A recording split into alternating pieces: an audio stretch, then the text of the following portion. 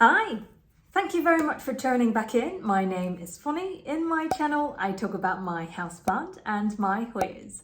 Today, it is another episode of Hoya Bloom series. I'm very happy that I can continue producing these series even though now is autumn-winter season. I really hope that I can continuously show you more new Hoya flowers that I have never seen before and I document in this particular series. Today, this Hoya is a Hoya I got from RCM Plant Export last year. This is a plant that it does not really come in the best form. It took a very long time for it to reacclimate to the environment that I'm providing and also reacclimate from the shipment and also the chemical treatment it has been through for the phytosanitary certificate. This is a small leaf Hoya with really tiny flowers. This one over here, this one is Hoya Leytensis, and you can see this tiny pretty flower over here. So before I dig into the detail of the flowering detail of this one, a bit of background of my experience of this. As I mentioned, I got it as an import. It was a pretty big plant at the time when it shipped to me. However, the root system is really bare minimal. I would say it's a plant size like this, but then there's barely any roots. So I really have to rehab it pretty well. And it was in a Ziploc bag for a really long time. I would say maybe around a month. Normally it takes only 2 weeks for me to see growth of air roots or growth of roots into the lechuza pond. So this one took a long time for it to reacclimate. I remember the first new growth pushed out 3-4 months afterwards. So not until spring really hits. I haven't seen any new leaf pushed out in this particular specimen. So that's the background story. But let's get into the first part of the blooming series. First question, how long does it take to have the first peduncle flowering?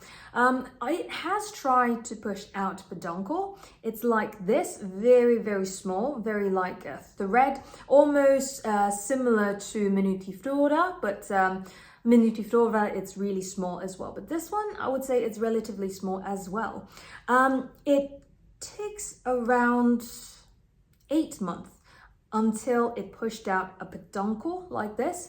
And I was on summer vacation, so I was not able to see the flower opened at the time when the first set of buds actually opened from the newly grown peduncle. So in that example, I think it took around 8 to 9 months for a peduncle that grown organically from the plant that I have until the flower opened. So it took some time, but if you give it a little bit of care and love, it will eventually flower.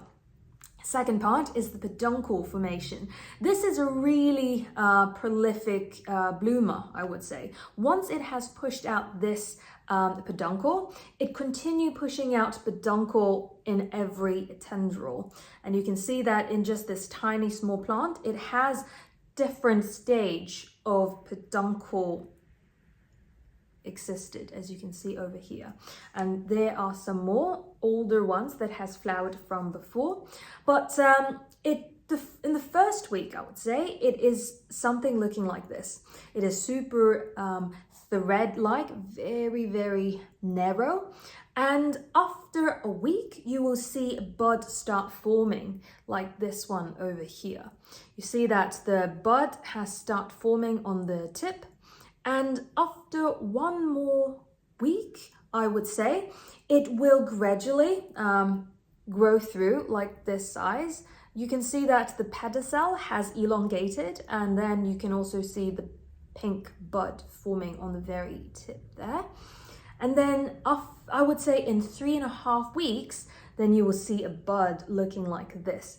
This one, if you focus, it's not opened yet, but it's almost opening. You see that it has kind of spread it out like a spider.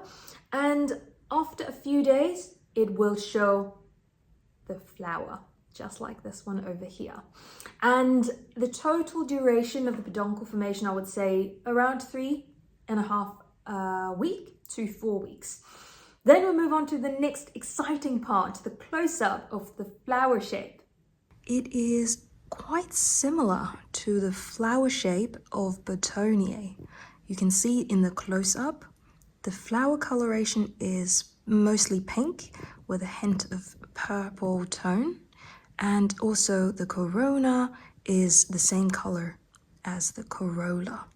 The corolla also curled backwards like that over here, and you can also see the center has the, potentially that's the pollen, like a star shape. And if you look into the pedicel from the top, it is very, very thin and light in coloration. You can also see the peduncle itself is very, not like thread like Minutiflora, but then it's very thin as well. It's pretty long.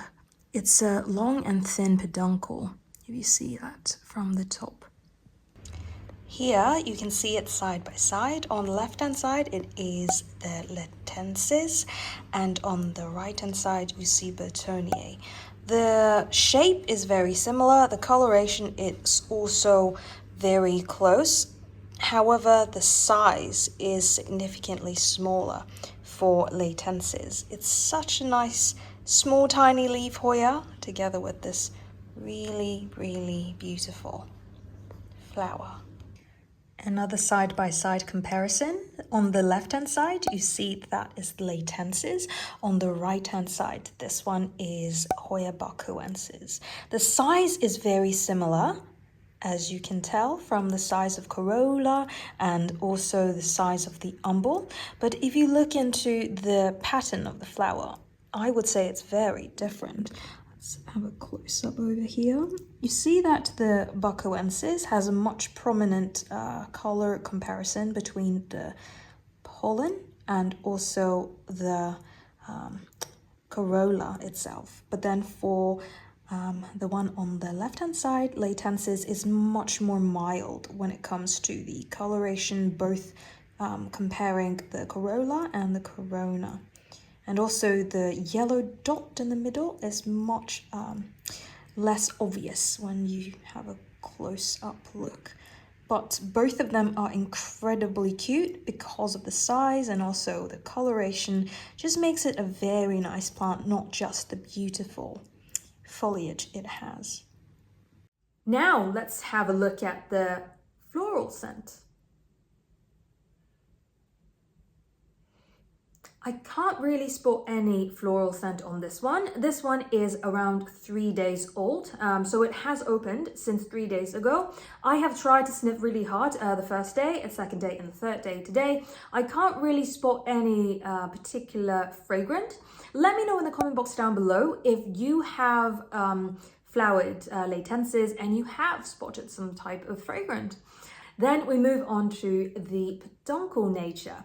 As I mentioned, this is not the first time me seeing this peduncle forming, because the first time it was during summertime. I missed it because I was on summer vacation. At the time when I come back, it already fell off completely. So this is definitely a rebuttable peduncle. And yeah, as I said, it is also very prolific bloomer because there are so many new buds forming all around this tiny little pot.